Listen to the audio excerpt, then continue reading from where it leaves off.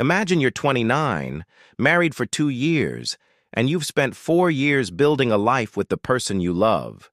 You have plans, a home, a future, a shared dream. Then, one day, it all shatters. This is the story of a woman whose world was turned upside down, not by a simple argument or a misunderstanding, but by a betrayal so deep it felt like an earthquake from within. It started with a strange feeling, a sickness in her stomach that wouldn't go away. Then came the messages, confused texts from friends, shocked calls from relatives. At first, she couldn't piece it together. What was everyone talking about? And then, the photos started to surface. Intimate images of her husband, sent to their family, their friends, even his co-workers. Her entire world froze. Shaking, confused, struggling to breathe, she confronted him. He lied, of course.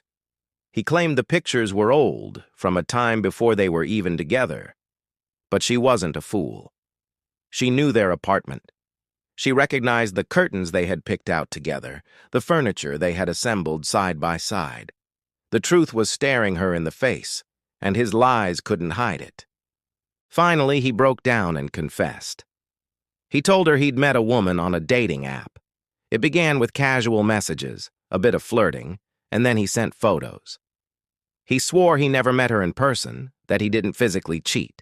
He claimed that as soon as he sent the images, the woman began blackmailing him, threatening to expose him if he didn't pay. But that wasn't the part that broke her heart the most. The worst part was where the money came from. He hadn't been paying this woman from his own account. He had been stealing from their shared savings, the money they had painstakingly saved for a down payment on a house.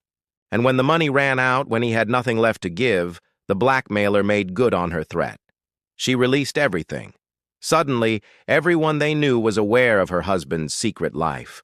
Their friends, their family, his colleagues, their entire social circle knew he had been on dating apps, exchanging explicit photos with another woman. The shame was suffocating. She felt utterly humiliated, exposed, and destroyed. It wasn't her secret, but it was her life that was now on public display. Her husband's choices were now tied to her name, her family, her reputation. He kept repeating that he was the victim in all of this, that he was the one being extorted. But for her, the line had been crossed long before any blackmail began. He had lied. He had hidden his actions. He had betrayed her trust in the most profound way. He had stolen their shared dreams. The police informed them that the blackmailer was likely part of an organized scam ring overseas and that there was very little they could do. But she wasn't thinking about the police or the scammer. She was thinking about her marriage, or what was left of it. In a moment of desperation, she shared her story online. She wasn't looking for sympathy or trying to defend him. She just needed to confess the one thing she hadn't told anyone yet. She knew she couldn't stay. But the internet can be a cruel place. Instead of support, she was attacked. People called her weak, a doormat, stupid. They accused her of excusing his behavior, even though she had never once defended him. Some even bizarrely claimed she was a bot or an AI.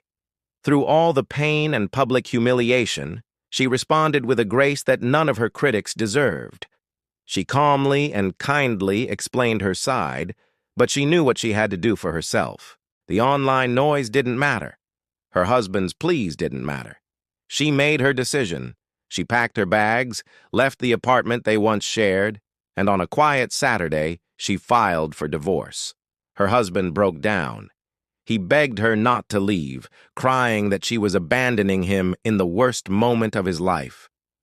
He insisted, again and again, that he was the victim. But she wasn't leaving him because of the blackmailer.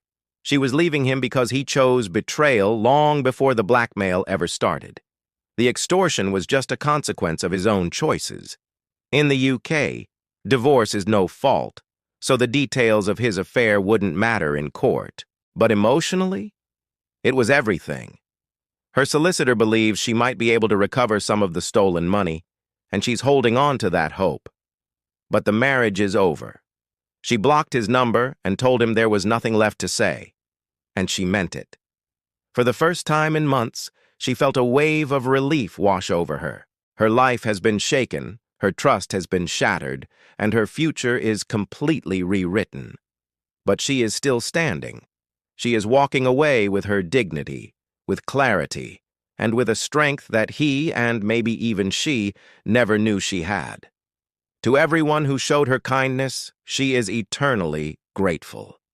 As for the rest, she wants nothing more than to move forward and close this chapter forever. This story is a powerful reminder that sometimes the hardest decision is also the strongest. If you've ever faced a betrayal that shook you to your core, know that you have the strength to rebuild. Thank you for listening. If this story resonated with you, please consider liking this video and subscribing for more content that explores the complexities of life and the resilience of the human spirit.